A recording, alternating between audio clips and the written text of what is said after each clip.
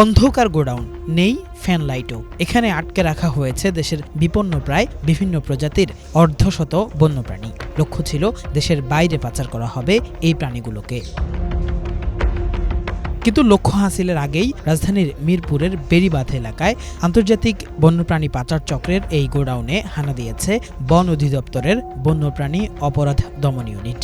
এতে রাজধনেশ, চশমা পরা হনুমান, পাহাড়ি হলুদ কচ্ছপ, টিয়া পাখি, ময়না পাখি, লজ্জাবতী বানর, ঈগল পেঁচা, এশিয়ান পাম সিভেট ও সজারু সহ ৪২টি বন্যপ্রাণী উদ্ধার করা হয়। আটক করা হয় এক পাচারকারীকে।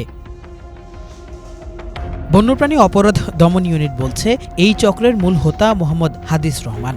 রবিবার বন্যপ্রাণী সহ তাকে কক্সবাজার থেকে গ্রেফতার করা হয়। তাকে গ্রেফতারের পরই পাওয়া যায় এই গোডাউনের সন্ধান। আটককৃতদের প্রাথমিক জিজ্ঞাসাবাদে আন্তর্জাতিক বন্যপ্রাণী পাচার চক্রের সঙ্গে সম্পৃক্ততার তথ্য পাওয়া গেছে বলে জানান সংস্থাটির এই কর্মকর্তা। হাদিস কালকে কিন্তু আপনার চট্টগ্রামে হলুদ পাহাড়ি কচ্ছপ 12টি আর একটা হনুমান সহ গ্রেপ্তার হয়েছে আমাদের বন বিভাগের কাছেই। তো আমরা ওই তথ্যের আলোকেই ঢাকাতে তার একটা গোডাউন আছে এরকম একটা তথ্য পাই, এবং আমাদের যে তথ্যদাতা তার সহযোগিতা নিয়ে আমরা এই গোডাউনে আসি আর কি। এসে আমরা এখান থেকে হিউজ পরিমাণ বন্যপ্রাণী পাই, প্রায় 42টা বিভিন্ন প্রজাতির রেয়ার স্পেসিস এখান থেকে উদ্ধার করেছি। হাদিসের ভাইগনা হচ্ছে মিরপুর 1-এ একটা পাখির দোকান আছে, যে দোকানে সে হচ্ছে পাখি বিক্রি করে। এই পাখি বিক্রির আড়ালেই তারা এই বিশাল চক্রের একটা বন্যপ্রাণী, দেশি বিদেশি বন্যপ্রাণীর একটা এখানে মনে করা যায় অভয়ারণ্য তৈরি করেছে। এখানে যে অ্যানিম্যালগুলো আপনারা দেখেছেন এর ম্যাক্সিমামই হচ্ছে আপনার আমাদের ইন্ডিয়াতে হয়তো বা কিছু পাচার হয়, এবং আমাদের এই বর্ডার দিয়েও, অর্থাৎ বিশেষ করে আমাদের বিমানবন্দর দিয়েও এটা দেশের বাইরে পাচার হয়। বিশেষ করে চীন, জাপানে, থাইল্যান্ডেও এর অনেকগুলো, যে আপনি যেরকম হলুদ পাহাড়ি কচ্ছপগুলো দেখেছেন, এগুলো কিন্তু আমরা অনেক সময় আপনার আমাদের ইন্টারন্যাশনাল এয়ারপোর্টে এটা জব্দ করেছে যে কচ্ছপগুলো, এর মধ্যে এগুলো ছিল। তাহলে বোঝা যাচ্ছে যে এই গোডাউনটা হচ্ছে আপনার শুধুমাত্র আমাদের দেশের মধ্যে সীমাবদ্ধ না, এই গোডাউনের মাল দেশের বাইরেও পাচার হচ্ছে, এবং শুধু রোডে না, বিমানেও পাচার হওয়ার সম্ভাবনা আছে। এই প্রাণীগুলো এতটাই গোপনে আনা হয়েছিল যে কবে কিভাবে এই গোডাউনে এত বন্যপ্রাণী জড়ো করা হলো টেরই পাননি বিল্ডিংয়ের বাসিন্দা সহ এলাকাবাসী। তাই প্রাণী উদ্ধারের খবরে ব্যাপক ভিড় জমে সেখানে। বিল্ডিংয়ের কেয়ারটেকার বলছেন, দোকানের জন্য কবুতর ও পাখি রাখার কথা বলে এই গোডাউনটি ভাড়া নিয়েছিলেন হাদিস রহমান। কিন্তু সন্দেহ হলে বারবার দেখতে চাইলেও নানান অজুহাতে এড়িয়ে যেতেন হাদিস। বলছে যে আমরা কবুতর আর পাখির ব্যবসা করি, আমাদের দোকান আছে 1 নম্বর, এটা আমরা শুধু রাখবো আর এখানে খাবার দিব আর আমরা নিয়ে যাব, এটা বলে ওনারা এভাবেই ছিল এখানে। তারপর থেকে আমরা 2-3 বার দেখছি, তখন ছিল না। পরে যখন জানতে পারলাম যে কিছু আছে এখানে, ওনাকে ফোন দিছিলাম যে আপনি গোডাউন খুলেন, আমরা দেখব। তো যখনই ফোন দিই তখনই বলে যে আমি চট্টগ্রাম আসি তারপর। রাত্রেবেলা মানে উড়াচড়া করতো, দিনের বেলা সকাল 6টা থেকে রাতে 12টা পর্যন্ত আমি থাকতাম এই জায়গায়। তারপরে খালি দেখতাম খালি পাখি, সাদা লাল পাখিটি এটি খালি দেখতাম, অন্য কিছু দেখতাম না। আপনার রোজার ঈদের আগের থেকে আজ আনা, ঠিক আছে, এখন এই পর্যন্ত ঠিক আছে কেউ বিক্রি করতে পারে না, ঠিক আছে, বিক্রি করতে পারে না। সে নিয়ে আসে, নিজে নিয়ে আসে, কিন্তু বিক্রি করতে পারে না, তার জন্য হচ্ছে অনেকগুলো বেড়ে গেছে। আমি আসার আগে তো আনছে অনেক, আর এমনিতেও মনে করেন যে দেখা যায় যে কোনো টাইম আসতো। আমি সবসময় কিন্তু দোকান থাকতাম না, রাত্রে শুধু এখানে থাকতাম, আর সারাক্ষণ সকাল থেকে রাত পর্যন্ত আমি দোকানে থাকতাম। সে আসে, যেমন সে হয়তো মাল যদি আনে তাহলে 2 পিস রাখা যাবে, 2 পিস নিয়ে যায়, সম্ভবত আমি বলতে পারি না। বন্যপ্রাণী বিশেষজ্ঞরা বলছেন, এই গোডাউন থেকে উদ্ধার হওয়া প্রাণীগুলো বাংলাদেশের পাহাড়ি অঞ্চলের বিলুপ্তপ্রায় প্রজাতি। এভাবে পাচারের কারণে এসব প্রাণী বিলুপ্তির পথে রয়েছে।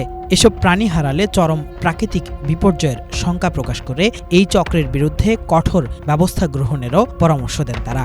দিন দিন তো এই প্রাণীর প্রজাতিগুলো হারিয়ে যাচ্ছে, এইভাবে পাচারের মাধ্যমে, অবাধ শিকারের মাধ্যমে প্রাণীগুলো হারিয়ে যাচ্ছে। তো প্রাকৃতিক একটা বিপর্যয়ের মতোই অবস্থা ধারণ করেছে বাংলাদেশে। তো এটা কিন্তু একমাত্র চালান নয়, প্রতিদিনই ঢাকা শহরে বলেন বা দেশের বিভিন্ন বড় বড় শহরে বা বর্ডার এরিয়াতে এরকম আমাদের বুনো প্রাণীগুলো কিন্তু পাচার হয়ে চলে যাচ্ছে, হয় বিভিন্ন ব্যক্তিগত চিড়িয়াখানার খাঁচায় যাচ্ছে, না হলে দেশের উপরে চলে যাচ্ছে। আর পাহাড়ি যে গোষ্ঠী আছে, সম্প্রদায় আছে, তারা কিন্তু কিছু সম্প্রদায় নিয়মিত শিকারের মাধ্যমে প্রাণীগুলোকে নিধন করছে। বন বিভাগকে সাধুবাদ জানাই। এরকম অভিযান আমরা তো আসলে প্রতি মাসে, এমনকি প্রতি সপ্তাহে এরকম অভিযান দেখতে চাই, এই প্রাণীগুলোকে উদ্ধার করে আবার যে বন থেকে উদ্ধার। যেহেতু আমাদের আসামে এখানে অ্যারেস্ট করা গেছে, উনি এটা কোথা থেকে কালেক্ট করেছে, তার মানে যার কাছ থেকে কালেক্ট করেছে সে কার কাছ থেকে কালেক্ট করেছে, এই তথ্যগুলো নিয়ে কোনটা কোন বনের প্রাণী, সবই পাহাড়ি বনের প্রাণী, কিন্তু স্পেসিফিক কোন বন থেকে প্রাণীগুলো এসেছে সেখানে যদি আবার ফেরত দেওয়া যায় তাহলে আমাদের জীববৈচিত্র্য রক্ষার জন্য আমরা আরও এক ধাপে এগিয়ে যাব। এই প্রাণীগুলো তাদের পুরাতন আবাসস্থলে ফিরে বাকি জীবনটা ওখানে বংশবৃদ্ধির মাধ্যমে বনের ইকোসিস্টেম ব্যালেন্স করার মাধ্যমে টিকে থাকবে। এই ঘটনায় আটক 2 জনের বিরুদ্ধে থানায় মামলা দায়ের করেছে বন্যপ্রাণী অপরাধ দমন ইউনিট। চক্রের অন্য সদস্যদের ধরার চেষ্টা চলছে বলেও জানিয়েছেন সংস্থাটির এই কর্মকর্তা। প্রাথমিক একটা তদন্ত হয়েছে, আমরা তদন্ত করে জানতে পেরেছি যে এই যে হাদিজের যে ওয়াইফ আছেন খুশি নামে, উনি হচ্ছেন এইখানে এই গোডাউনটা পরিচালনা করেন এবং এইখান থেকে উনি অনলাইনে দেশের বাইরের অর্ডার নেন। অর্ডার নিয়ে উনি দেশের বাইরে এটা পাচার করেন এবং দেশের বাইরে যে পাচার চক্র আছে পুরো পাচার চক্রের সাথে নাকি ওনার একটা কানেক্টেড আছে। আমরা এটা ট্রাই করতেছি যে উনি আসলে এই চক্রের সাথে কিভাবে দেশের বাইরের মানুষের সাথে বা বাইরে যারা পাচার চক্রের সাথে সম্পৃক্ত আছে তাদের সাথে উনি কীভাবে সম্পর্ক মেনটেন করেন বা লিজও মেনটেন করেন, এগুলো আমরা আরও তদন্ত করে ফার্দার হয়তো বা আপনাদেরকে আরও আপডেট দিতে পারবো। এর বিরুদ্ধে আমরা বন্যপ্রাণী সংরক্ষণ ও নিরাপত্তা আইন 2026 অনুসারে মামলা দায়ের করব।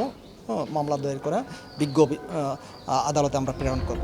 গরমে আবদ্ধ পরিবেশে থাকায় উদ্ধার করা প্রাণীগুলোর অধিকাংশই অসুস্থ হয়ে পড়েছে।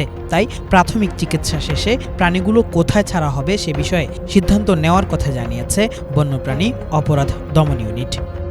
রাজধানীর মিরপুরে বন্যপ্রাণী পাচার চক্রের এই গোডাউনে যেসব বন্যপ্রাণী পাওয়া গেল তার অধিকাংশই বাংলাদেশে বর্তমানে বিলুপ্তপ্রায়। বিশেষজ্ঞরা বলছেন এভাবে পাচার সহ নানান কারণে বাংলাদেশ থেকে বিপন্ন হয়ে যাচ্ছে এসব বন্যপ্রাণী। তাই এসব প্রাণী পাচার চক্রের বিরুদ্ধে সরকার কঠোর অবস্থানে যাবে এমনটাই প্রত্যাশা তাদের।